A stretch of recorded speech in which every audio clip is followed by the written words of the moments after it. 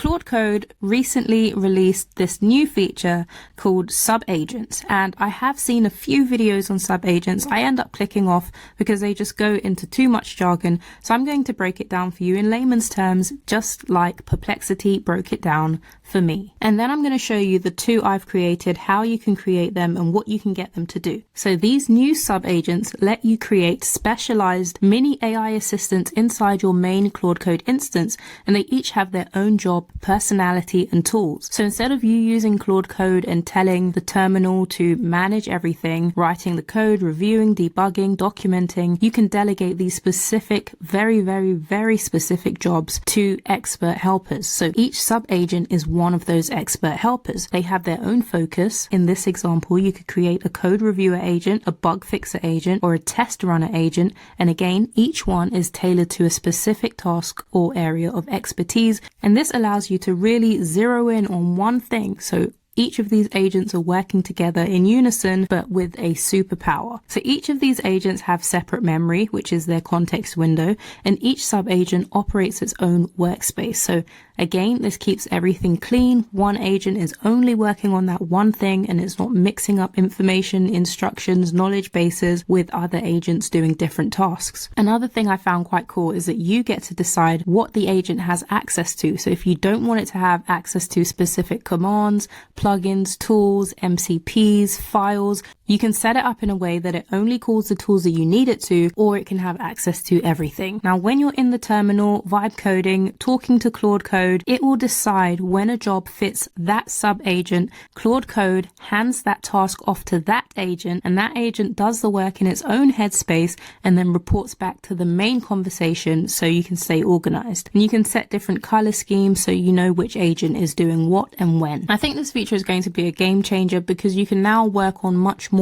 complex projects, AI workflows, build bigger teams, because now you can chain or parallelize tasks with special agents. So no more one size fits all, because you've got this entire AI team just for your workflow. So this front end integration tester has been created and designed to run anytime I've told Claude Code to create the DMG, so to update a new file. So this was the prompt I gave it, update the DMG, and it's gone ahead to do that. It's looking at everything it needs to do, and then before it updates the DMG, it's going to run this agent to get it to test the front end functions and make sure that all the back end code for these corresponding things like the buttons and everything are all working. So it's really cool that you don't have to constantly tag the agent, although you can if you need to. So I'm going to go ahead and create a new agent. I'll start a new terminal, type in Claude, and then I'm going to do /agents, and then there we go, we've got create new agent. And then you have to decide whether you want it to be for that specific project or the entire Claude Code instance that you've got installed. I'm going to do project, and then you can manually set it up, but you can generate it with Claude, which means you just describe what you want the agent to do, and then it creates all of the prompt, the system prompt and everything else. I'm going to go with its suggestion this time. I've already created two separate agents. There might be a bit of overlap, but I'm going to still go ahead with it. And then I'm going to tell it when I want it to call this agent. So as I showed in my example, when I told it to update the DMG, it automatically called that agent. So I'm going to say expert software engineer that helps review my code on best practices. I'm going to say for a Mac app. And I'm going to say run whenever I ask it to review the app. It's quite simple. I'm probably going to delete this agent because it's quite similar to my front end testing agent. And as I said, you really want to hone in on one specific thing. Otherwise, you're just going to have a bunch of overlapping agents. In some cases, it's going to make sense. Other times, it's probably going to be overkill. But for the purpose of this video, I'm going to go ahead and make this. So enter. And now it's going to generate all the configuration for me. Now, step 4 allows you to set the tools that you want it to be able to have access to. So we've got all tools, read-only tools, edit tools, execution tools, MCP tools, show advanced options. We go into here, we've got individual tools that you can select or deselect.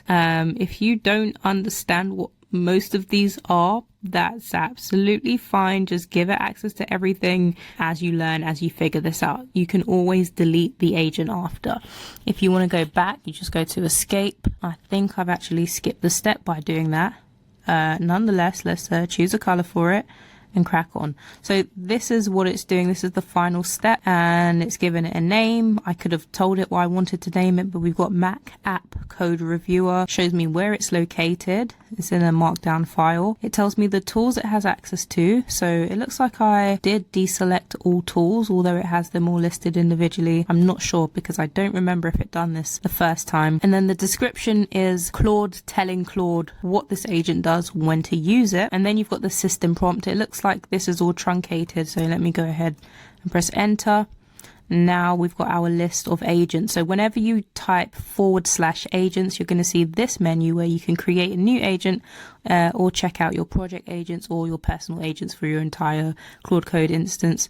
And then you've got built-in agents, which are always available, general purpose. But again, you can just go into the code here, view, edit, delete, or go back. Come out of that, and it tells me that's the agent I've created. Again, I can and call that agent. Okay, it's been running tests in the background, so that's awesome because the agent I had running has been working, and I've opened up another terminal and just been cracking on, and the agent was in the back fixing things, so that works. That's awesome. So back over here, as I said, I can call that agent. I typed in MA, there it is down there, agent Mac app. So I can just tag that agent and then give it a specific task I want it to do. So that's it. If you are already using these sub agents, let me know in the comments how you're using them, because I know in the next few days and weeks, people are going to come up with some amazing hacks for how they are setting up very, very complex workflows. And I definitely want to be in the know. So drop a comment, like and subscribe if you want to see more content like this.